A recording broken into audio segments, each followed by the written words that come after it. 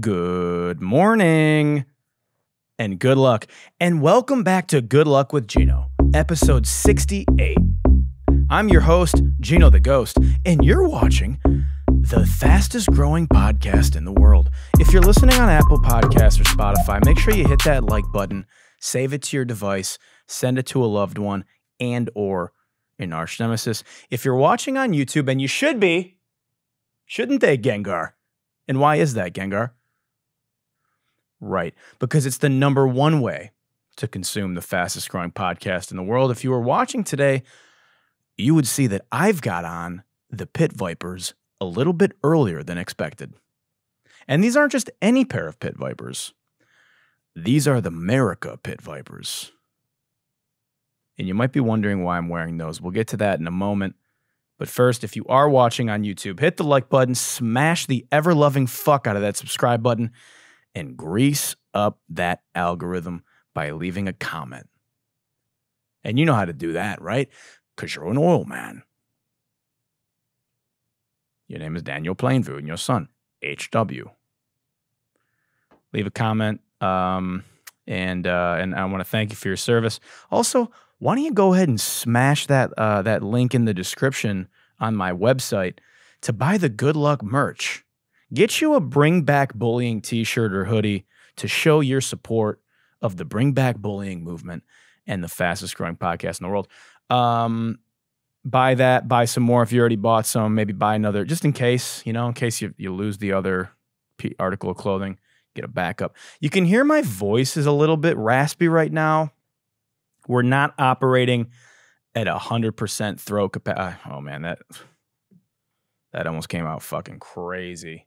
Should we start over? Should we start the whole episode over? No, fuck it. We're going to keep going. I'm going to go ahead. I'm 32. I don't really pause anymore, but we're going to go ahead and throw a pause up for there. We're going to go ahead and throw up a pause. My vocal cords are not at the capacity that I would like them to be at in respect to my vocal strength. There we go. I've been at VCon all weekend. Shout out my boy Gary V for having me out. Nick Dio, an absolute fucking gem of a human being. They've made me feel at home at VCon all weekend downtown LA. It's been a good time.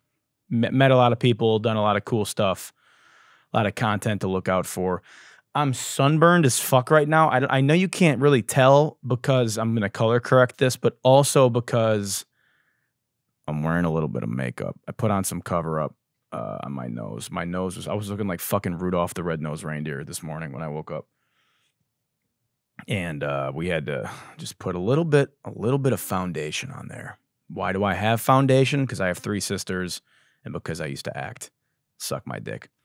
Why am I wearing the Pit Vipers early? Well, because the first thing we're going to talk about is the United States of America winning the 2024 Olympics. It's official. The greatest goddamn country on earth has won the fucking medal count, baby.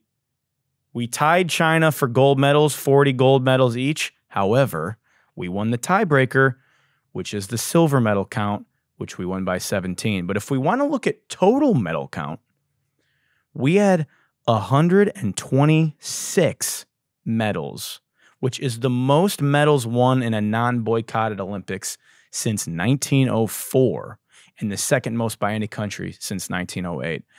God bless America, land that I love. I mean, first, let's talk about Steph Curry. Just going absolutely fucking unconscious yesterday. Hitting 4 threes in like a minute and a half, including the most absurd shot I've ever seen to beat France in the gold medal basketball game. Take that. Take that, Victor Wembanyama. You should have been a Piston, you French son of a bitch. Omelette du fromage. This dick, Evan Fournier. Hold this L, Tony Parker. You French bastard. Cheated on Eva Longoria. Sorry, just having a sip of this unbranded water. Oh, man, it feels good to be an American, doesn't it? God damn it. It sure does. Oh, man. So, yeah, we won. We're the best. No surprise there.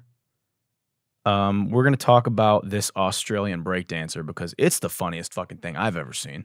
I mean, this is the funniest. I can't like show a lot of it on here because I'm going to get my video taken down if I show like too much of the Olympics. I think I can show this much. It's like 8 seconds of it. Okay, but let's talk about, okay, so Australia's Raygun. Her name is Rachel Raygun. She goes by Raygun. Is a trailblazing Australian breakdancer who made history as the nation's representative in the inaugural breakdancing competition at the Paris Olympics. Her journey to the Olympic stage was marked by significant achievements, including winning the Oceania Breaking Championships in 2023, securing her spot in the prestigious event of the Olympics. However, she placed dead last. And she placed dead last because she went up there and she did this.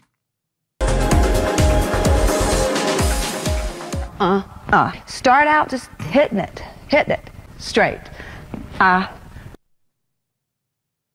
Again, I'm going to show you about 8 seconds. You can find the full video online if you haven't seen it. She hits the sprinkler. She's kangaroo hopping, which is funny because she's Australian. It is the funny. I can't even do it justice. You have to watch the full clip. She goes full JoJo Siwa, just hitting the fucking, I mean, she is out there looking like the gentrification final boss. I mean, talk about a DEI hire, you know? I can't even describe the dance moves. She was looking, it's a breakdancing competition. It looked like she was doing interpretive dance. She looked like Stewart from Mad TV. Look what I can do. You remember that? Michael McDonald. Shout out Michael McDonald. I don't know if I'm aging myself by talking about that. Look what I can do. It's so fucking funny, man. Breakdancers are called B-boys and B-girls. They kept talking about it at the Olympics. They're like, yeah, the B-boy, she needs to be fucking for real. Because what is Australia is so unserious. Australia, let me tell you something about Australia, okay? Australia has never been serious. They're so they're a continent and a country and a state and a city at the same time or something like that. I remember learning. Unserious. And they send out this cultural appropriating B-girl. And what's so funny about this, it came out, she's a college professor with a PhD in cultural studies of breakdancing. Huh? I'm not sure if studying the art of breaking quite translates to actual breakdancing. Clearly not. How do you even get your PhD in breakdancing? It was like a 3-year degree. Is it like an online driving course? I feel like I got my PhD in breakdancing just watching like YouTube videos when I was 12 years old. I feel like I got my PhD in crump dancing watching like Tight Eyes when I was younger. A PhD in breakdancing. She has a PhD in breakdancing, but her GED in staying on beat. A PhD. That's Dr. Raygun to you. You know what they say? Those who can do. Those who can't teach. And apparently go to the Olympics. The sheer comedy of this supersedes the shame, in my opinion. Like, it is so fucking hilarious and such a flex to do it at the Olympics that she has transcended the slander.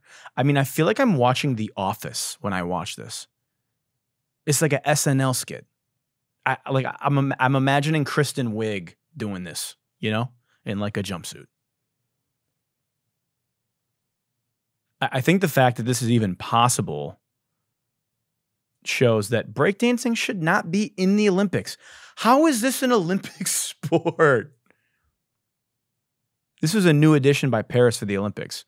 But it's just like, how is dancing? There's so many kinds of dancing. You just have breakdancing? I would argue ballet is like just as fucking physically demanding. Should we introduce rapping as an Olympic sport?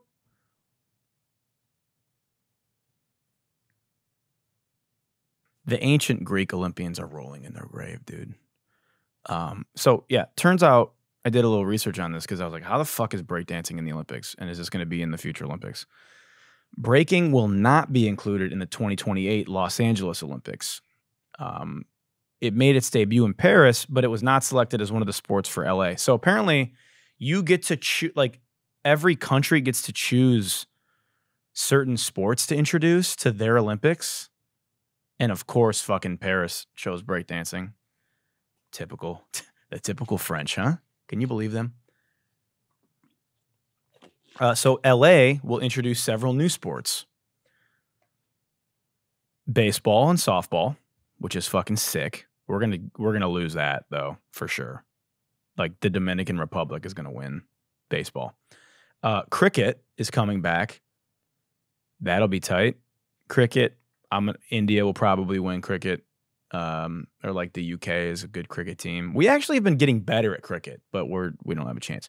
The one we're gonna win is flag football, which is making its Olympic debut, which is sick. I mean, Tyreek Hill's gonna have 400 yards a game. That's gonna not. You think basketball isn't fair, bro? Football is gonna be insane.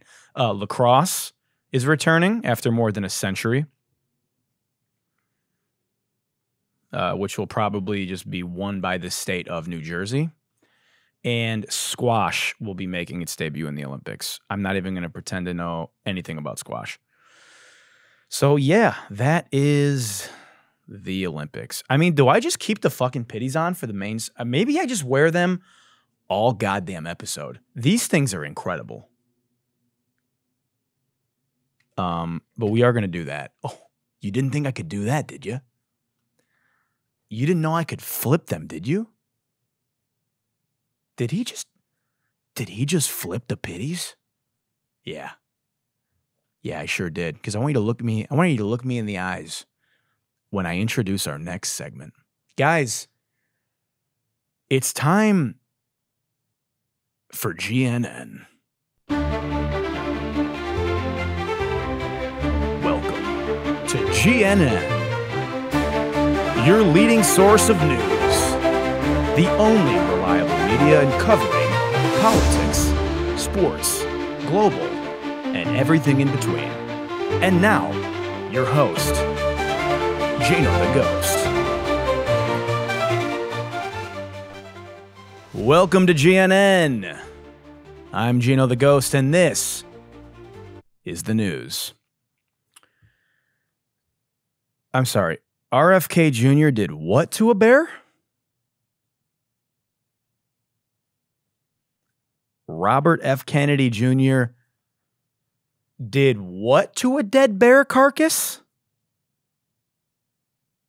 I guess we could just watch the interview that he posted. Should we watch the interview or should I just explain what happened? Let's watch it. He sat down with Roseanne Barr and told this story.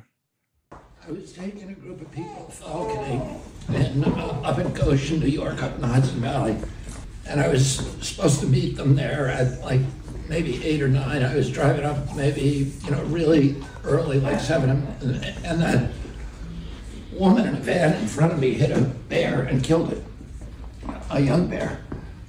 So I pulled over and I picked up the bear and put him in the back of my van because I was going to skin the bear, and it was very good condition, and I was going to put the meat in my refrigerator. And you can do that in New York State. You can get a bear tag for a roadkill bear. And So then we went hawking, and I had the bear in my car. And then we had a really good day, and we went late. We were catching a lot of game, and the people really loved it, so we stayed late. And instead of going back to my home in Westchester, I had to go right to the city because there was a dinner at Peter Luger's Steakhouse. And at the end of the dinner, it went late, and I realized I couldn't go home. I had to go to the airport. And the bear was in my car, and I didn't want to leave the bear in the car because that would have been bad. So then I thought, you know, at that time, this was a little bit of the redneck in me. There'd been a series of bicycle accidents in New York. They had just put in the bike lanes, and saw a couple of people had gotten killed, and it was every day, and people had gotten badly injured. Every day it was in the press. And so I thought, I wasn't drinking, of course, but people were drinking with me who thought this was a good idea. And I said, well, I had an old bike in my car that somebody had asked me to get rid of it. I said, let's go put the bear in Central Park and we'll make it look like he got hit by a bike.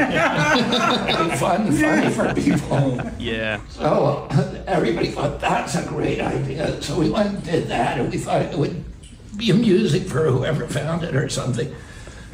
The next day, it was like, it was on every television station. It was the front page of every paper, and I turned on the TV, and there was like a mile of yellow tape, and there were 20 cop cars.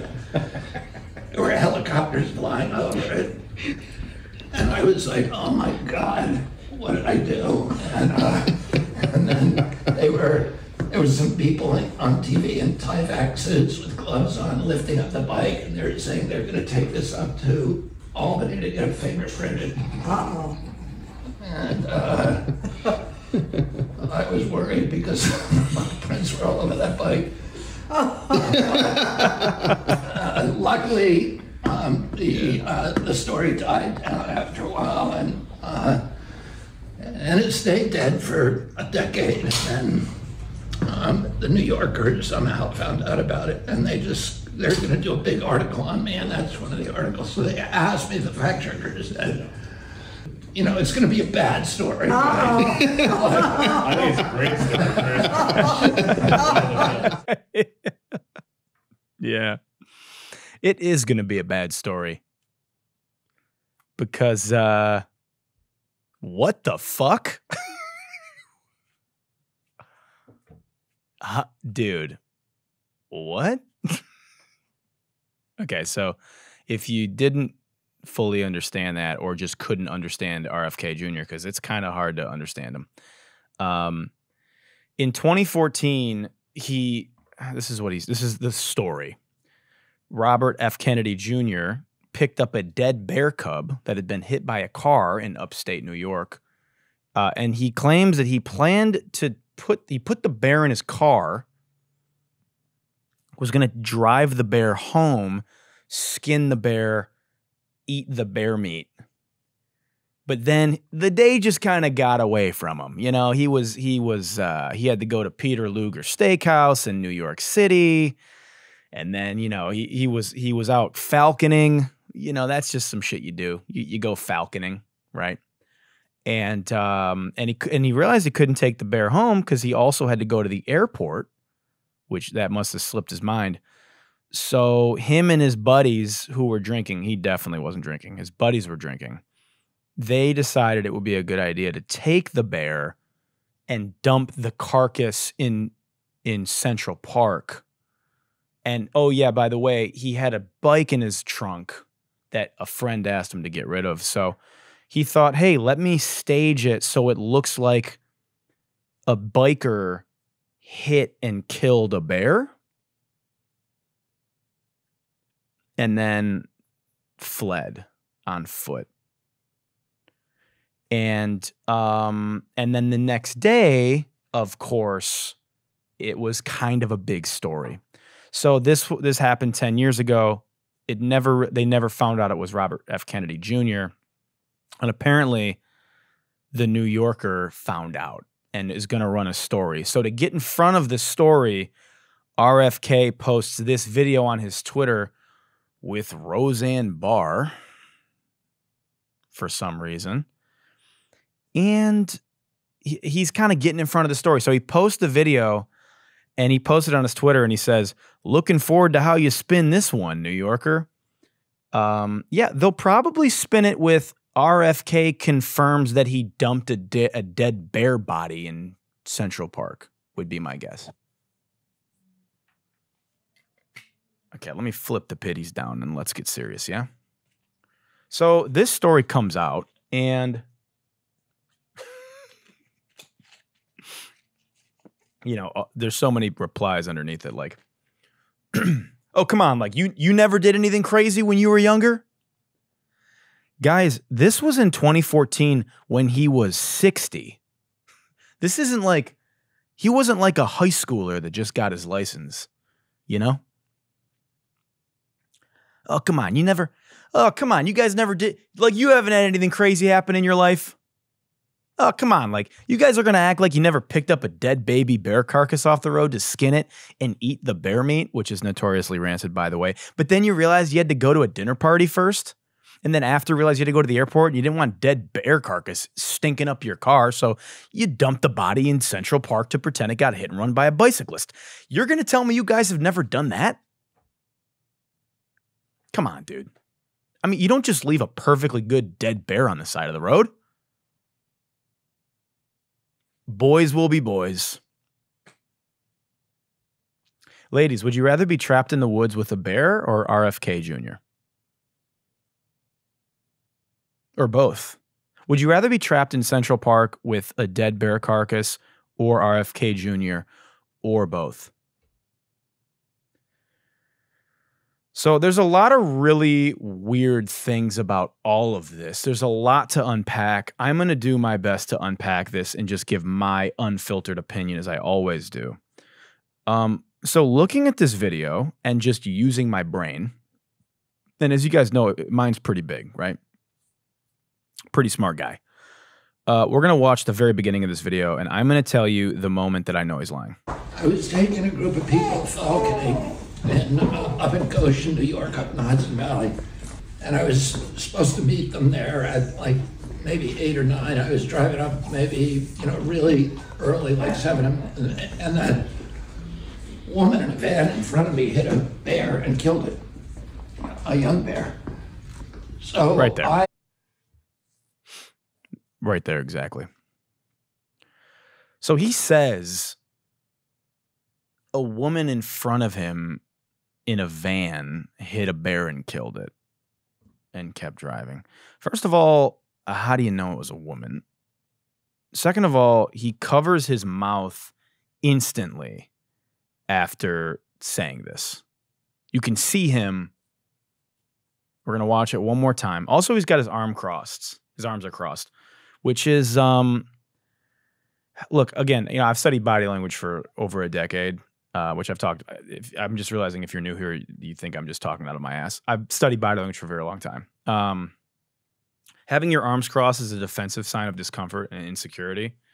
Now, with body language, you can't always take things, it's not fully accurate. You never know definitively. But we like to use context clues and think critically when watching body language. So, for example, if somebody was telling an insane story like this, I'm going to look a little closer at certain things because I want to see if I think he's full of shit. So his arms are crossed in this part of the story. And that tells me, again, you feel vulnerable. You're creating a barrier between yourself and the person you're lying to. That's one of the main reasons that people cross their arms. So when he says the thing about the woman, he literally puts his hand in front of his face. Watch it one more time. I was taking a group of people falconing and up in Goshen, New York, up in the Hudson Valley. And I was supposed to meet them there at like maybe 8 or 9. I was driving up maybe, really early, like 7. And that woman in a van in front of me hit a bear and killed it, a young bear. So right there. I pulled up. So when humans are lying, okay, you know the hear no evil, see no evil, speak no evil monkeys, right? And again, I've talked about this before, but if you missed that episode or you're new here, let me break it down one more time. I'll do it quickly. That stems from monkeys. It's an emoji on your Apple keyboard, if you don't know what I'm talking about. That stems from monkeys. When monkeys say something they're not supposed to say, they will literally cover their mouth. When they hear something they don't want to hear, they'll cover their ears. When they see something that is painful for them to see, they don't want to see, they'll cover their eyes. We do this as babies. Babies do this too because we evolved from monkeys, right? So we do these same things, and you tell a child, no, you can't have that. They'll cover their ears. Or if a kid says a bad word, they'll literally go, oh, right? Et cetera, et cetera. As we get older, we learn deceit signals. We learn how to deceive and how to lie and how to cover these things up. But we can never fully do it because it's just very difficult. You're fighting up against your DNA and your habits as a human. And your body is constantly trying to do these things. So, for example, when you're fucking bored and somebody is like just yapping your ear off, or if you like are just tired and you don't want to, people will always like lean on, they'll do this and they'll kind of like start tugging at their ear and like rubbing their ear. It's like they're trying to cover their ears. They're bored. They want to go, right?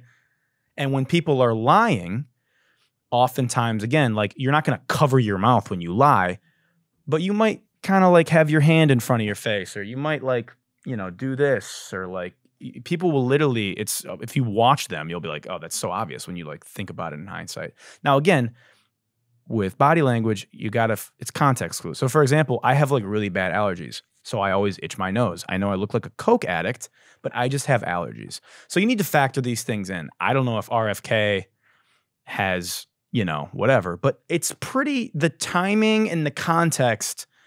I look at something like this and I think, and then I think of the story also, and I'm like, he probably was driving, maybe drunk, or not, or whatever. He hit the fucking bear and killed it. And then he dumped the body in the park. Probably. And it's very like big, I know what you did last summer vibes here. He's like, yeah, I mean, my friends were all, I definitely wasn't drinking, of course, obviously. But it's just like, bro. So yeah, this story came out. It's just a really wild, strange story. And the thing about RFK Jr., you guys know that I'm obviously very much, I fucking hate party politics, and like I like the idea of a third party candidate and would love to do away with partisan politics.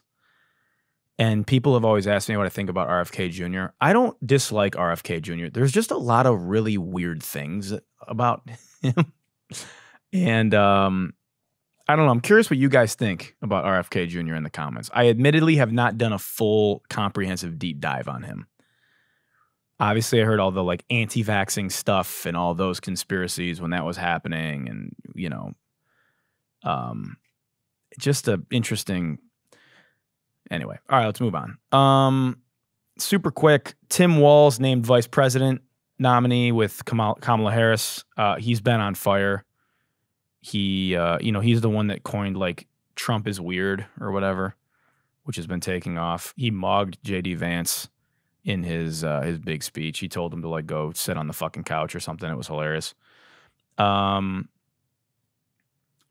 is falling farther in Polymarket. So Polymarket is a prediction market where people can bet on basically anything. The way it works is you buy and sell shares on anything. So for example, the big one has been who will win the presidential election. So you can buy shares of Kamala and you can buy shares of Trump or others. And on July 16th, when I got on this podcast and I was like, Trump's going to probably walk away with this election because the assassination attempt thing, he took the hardest photo of all time. He had incredible momentum. Joe Biden was washed. It looked really bad. On Polymarket, Trump was at 72% to win. Today, Kamala leads 52% to 45%. That is significant. Now, Polymarket is not a flawless indicator, but it is a significant one. And you can't ignore it. People essentially, like, people are putting their money, and a lot of money, on who they believe is going to win. It's not polls. It's not polling. You got money, sometimes people in the know, people that are tapped in who are literally betting copious amounts of money on who they think is going to win. Many people are speculating if this is being manipulated by the Democratic Party, that they are betting a large sum of money on Kamala to shift sentiment and make it look like she's running away with things. But that's not how markets work. That's just not how it works. If that was the case and it was being manipulated, an overwhelming amount of people would be buying shares of Trump. If it really wasn't if sentiment was closer, or if Trump was winning in sentiment and the deep state and Democrats tried to make it look like Kamala was winning and pulling ahead, well, then you would be like, oh, great. What a great buying opportunity to make money. And you would be buying shares of Trump. Oh, they're manipulating? Great. Put your money where your mouth is. Buy some shares if you're so confident. The price is the price because that's what the market believes the price should be because of sentiment. The market would sort itself out, as it always does, if otherwise. Now, again, this is not the leading indicator, or not the only indicator, I should say. And, who knows how accurate it is. 2016, everybody was saying, oh, yeah, Trump's going to get killed. Hillary, and they were very wrong, obviously. But, folks on the right attacked me when I said Trump calling Kamala a DEI hire would backfire. Then he doubled down and challenged her blackness. I pointed out how centering his campaign around this was terrible politics, considering 33 million American voters are biracial, especially young voters. These were objective, rational observations from a moderate perspective, but insulated cult members called me a fucking snowflake and a liberal and mogged themselves in my replies. And they said I was bugging because I pointed out what is just so obvious. And now look. Step out of your bubble and maybe ask yourself why this strategy is going so horribly instead of lashing out at everybody critical of it. I don't hate you. I don't have beef with Republicans. I don't have beef with any. Again, I grew up a Republican, became a Democrat, became a moderate. And now I just go issue to issue because I've just realized how dumb politics are. There are people that fucking despise everything that Republicans do and hate you. And there are Republicans that despise everything liberals do and hate them. And that's the horrible divide that we're going through. And I'm trying to heal this nation, right? But we all need to start, not to be fucking kumbaya here. We need to, this is bullshit, right? So I just want you guys to understand, when I'm being critical, because I know there's a lot of Republicans that watch the show, when I'm being critical of Donald Trump or of whatever, it's not because I hate the everything that Republicans stand for, and it's because I don't fucking agree with it, and I'm going to tell you why. You don't have to agree with me. You're not going to agree with me on everything. But maybe stuff like this isn't working. Kamala Harris, it's interesting. Nobody really knows her last name. If you ask people, do you know what her last name is? Nobody has any idea what it is. Harris. It's like Harris. I don't know. How the hell did this happen? Yeah, I don't know. How the hell did this happen? Well, her father married her mother, and then she took his last name, which was Harris, and then they had a child. What? Bro is spiraling, man. It is, tough to watch. He had this thing in the fucking bag, dude. He blew a 28-3 lead. I've never seen anything like it. That's such a... Nobody knows what her last name is. Yes, they do.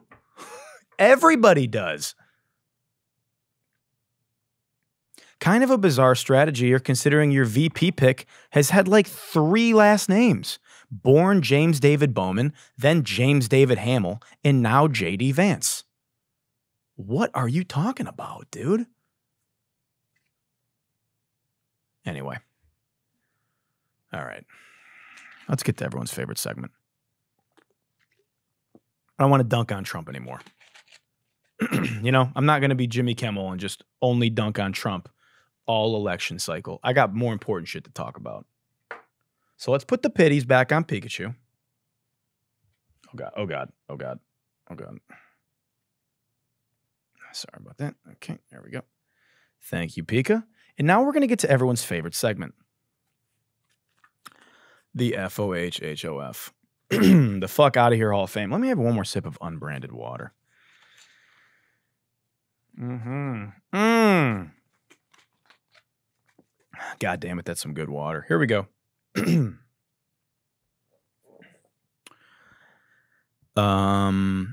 Presented without comment. So a couple of people might have been surprised by my transgender pin that I put on this morning.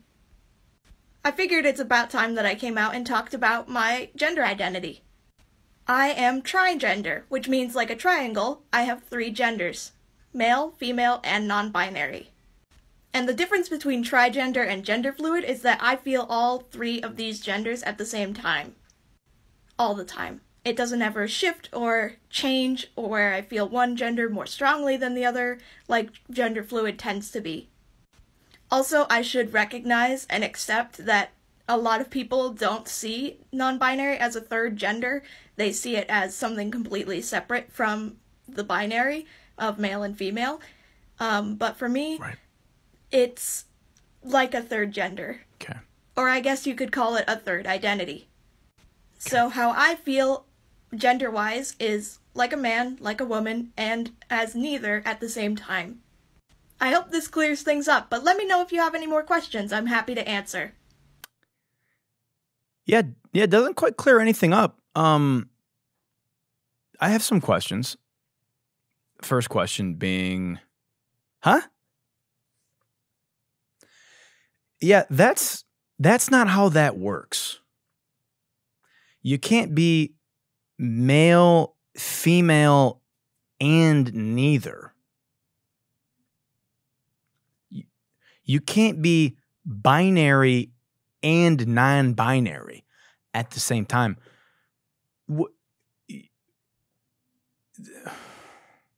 I got a fucking headache. Hold on.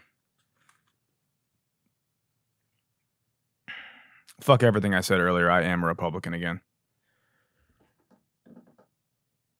You can't trigender.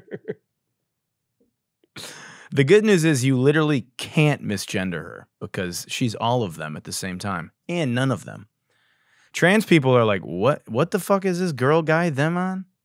Her pronouns aren't even they, them. It's no, nah. Or yes, yeah. She isn't trigender. She's try all 3 gender. She's just try whatever I feel like today. Gender. She identifies as Neapolitan ice cream. She identifies as a triangle, but she's more obtuse, in my opinion. Like she's a rhombus, you know? Like she's a square, but it's like a little... She identifies as the Pythagorean theorem.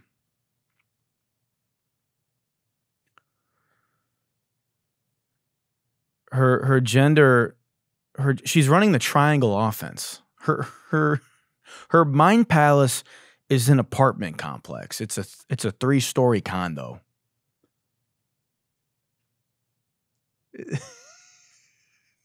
Dude, look at this girl. I'm sorry, man, but what?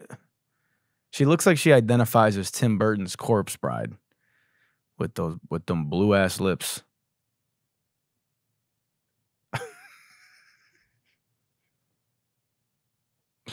She's not gender fluid. She's got gender fluid leaking out of her ears, though. Clearly. Trigender. I am trigender, which means like a triangle, I have 3 genders. If you can have 3 genders before you're 30, if you can have 3 genders before you're 30, you can have generational genders. You can have your and then your genders can have genders. So you can build a passive genders. This woman is fascinating, dude. I'm sorry. This I can't even call her this person because she's nothing and yet everything all at once.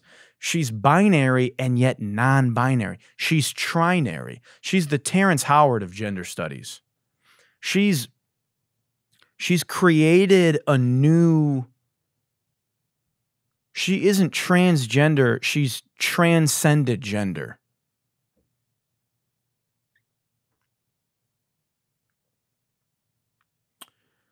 That's it. I'm Republican now. Okay, moving on. I'm gonna need to take some fucking Excedrin after that. Okay. Jesus Christ. Okay, here's this video. I mean, Jesus, let's just after the RFK Jr. segment, this one's gonna really hit different. Blood is one of the healthiest things that you can do. Drinking blood. Basically, I went to South Africa to a ranch, and you can't pick what you shoot. You see something, and that's it. If you want to kill it, you shoot it. So the first animal I saw was a wildebeest, which is like a big, large bull, essentially. You know, I took the rifle out, and I shot it just below the heart. It wasn't the best shot. So this wildebeest ran for about 6 hours. You know, 6 hours later, we get the call that, hey, we found it. It's dead now. And I'm like, great, this is amazing. So I asked him, can I have a knife? To the hunter, and he's like, why? I'm like, I'm gonna eat its testicles, you know? It's right here. Like, it's a dead animal, and this is what hunters used to do back in the day. So I kind of pull its leg up, I cut off this big guy's testicles, and I start eating these testicles. Raw? Yeah, just warm, raw testicle. And these hunters are looking at me like, what the fuck? And then they take the animal, they process it, and I told them, bring me as much blood as you can gather from the wildebeest. I want to drink it. They bring me this blood, I mixed it in the milk, and drank as much of it as I could. Take it easy, Army Hammer.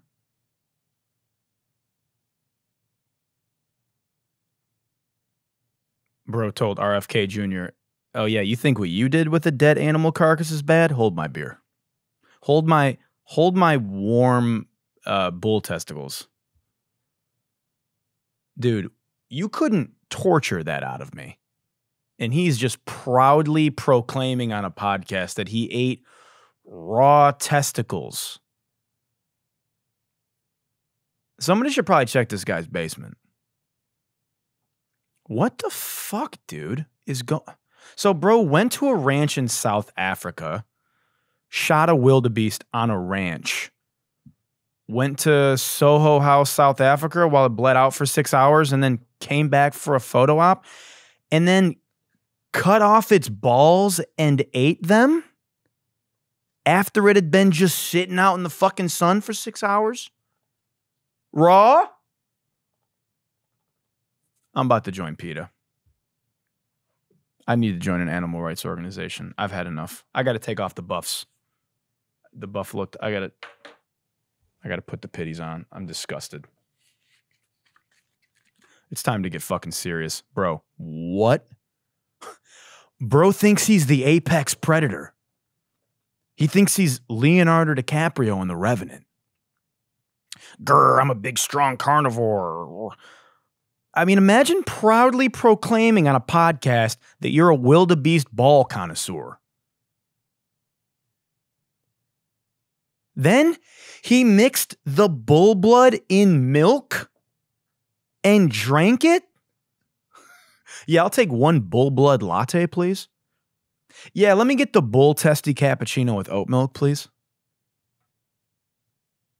Dude, what are these podcasts? And who are they for? What is the target audience of this?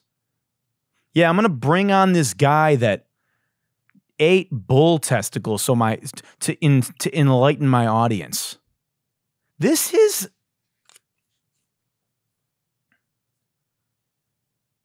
Okay, first of all, also, you should never eat raw animals or body parts of raw animals or anything. I grew up in a hunting family, so I actually know what the fuck I'm talking about. Unlike this guy, who's just probably some rich kid who wanted to like go feel something and go be like the hunters because he's like a health fucking guy and he's selling a course. But you're never supposed to eat raw animals because of the 3 Ps: parasites, pathogens, and prions. Okay? You don't eat raw animals or the organs of raw animals or the testicles of raw animals. Parasites, pathogens, prions. Bro probably got all 3. Also, drinking blood is not healthy. What the fuck is he talking about? Oh, it's got lots of iron. Yeah, you get iron overload. It's too much iron. It can cause serious health issues like liver damage, heart problem, diabetes, hella digestive issues, toxicity. Animal blood can contain toxins that are super harmful to you. So you probably shouldn't go to South Africa, shoot a bull, and then eat its testicles and then drink its blood, you fucking psychopath. Bro wants to be Edward Cullen so bad, dude. Twilight looking ass boy. Dracula looking ass boy. So this is the guy drinking all the adrenochrome. They were telling me about him at the Illuminati meeting last week. Yeah, we got a real adrenochrome shortage. Fucking British fuck that's running around on podcasts is drinking all the baby blood. Bro looks like he ran the juice bar at Epstein Island anyway. Oh yeah, I'll take 1 stem cell smoothie, please. Fucking disgusting, bro. Sick.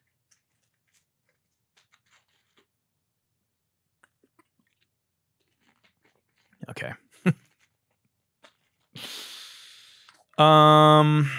Let's see here. You know what? Let's do Just Ask. I was gonna do one more video, but I didn't get to do Just Ask Gino last week. We're gonna do Just Ask Gino this week, and we're gonna take off the pitties. Yeah, we're gonna take off the pitties. That's enough pitties for today. Can't overdo it. You know, we can't overdo the pit vipers. We're gonna put on the buffs while I talk about the music industry. I got a question a few days ago that I want to talk about. I think it's really important to address this. The question I got, well, it was really more of a statement that I'm going to kind of turn into a question. It was this artist, this upcoming artist, who was just kind of like seeking counsel and advice on how to break in the industry, yada, yada, yada. And he said to me, you know, I don't get it. Like, I don't know why I haven't blown up yet. Like, da-da-da-da. I write all my own music. And I said, like, stop right there, dude. I write all my own music is not a flex. In fact, to me, when people say that, it comes across, and I mean this again in the most loving way, and I said this to him, but to everybody, I mean this in the most loving way as possible. When someone says I write all my own music, it comes across as inexperience, because that's not how it works in the majority of circles in the music industry. And that's because music is collaborative, and the art of making a record and making a great record is generally a collaborative experience. And when you say stuff like, I write all my own music, it doesn't impress anybody that is in the know. Because, like, okay, cool. Anybody can write, like, sure, like, I can write all my own music, and like, it's cool that people can it's dope that you're creatively involved and you're talented. But I write all my own music, to me, sounds like you're saying I'm not really open to working with writers because I got it. I got it. Oh, yeah? Cool. Well, then what are we talking about? You got it, dude. Just go write a bunch of hits.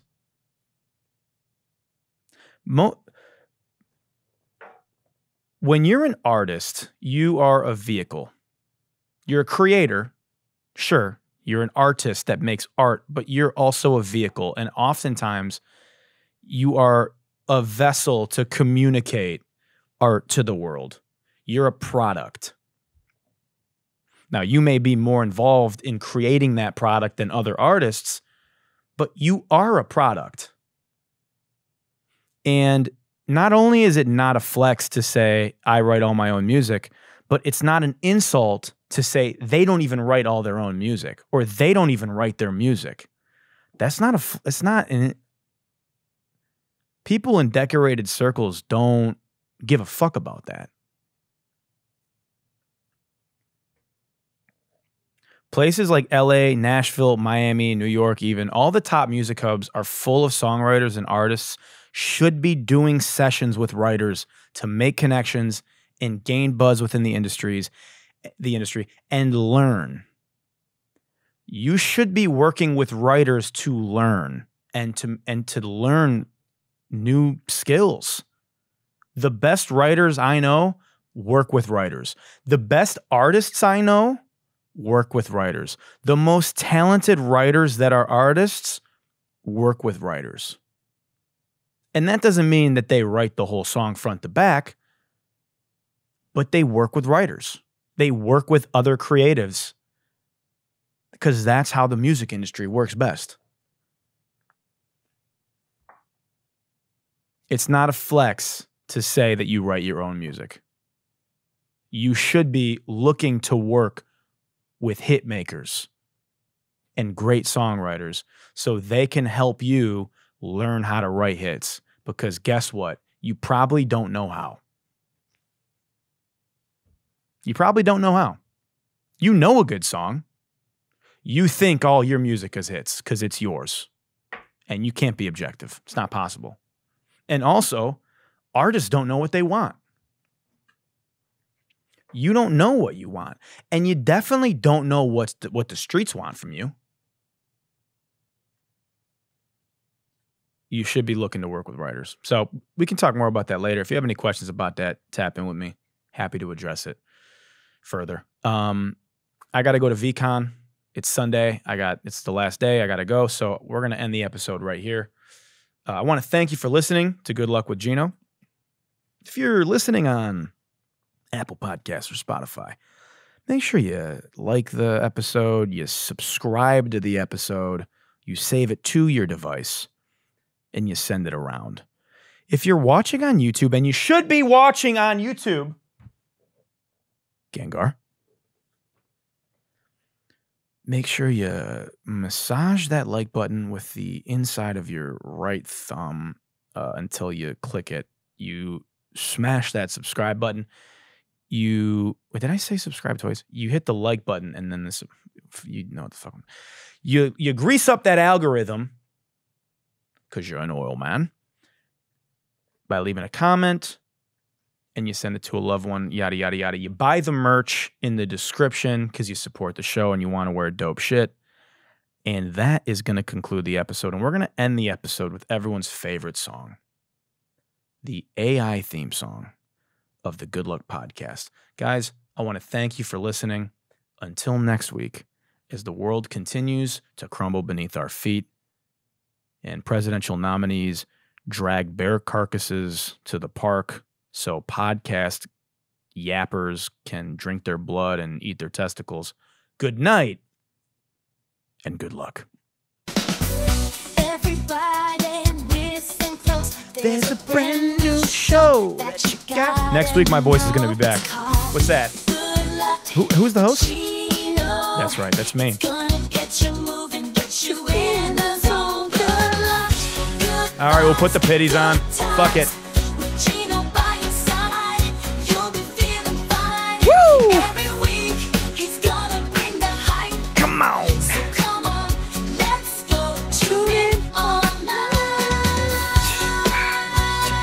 Can I wear both at the same time? Oh, fuck, dude. Are you kidding me?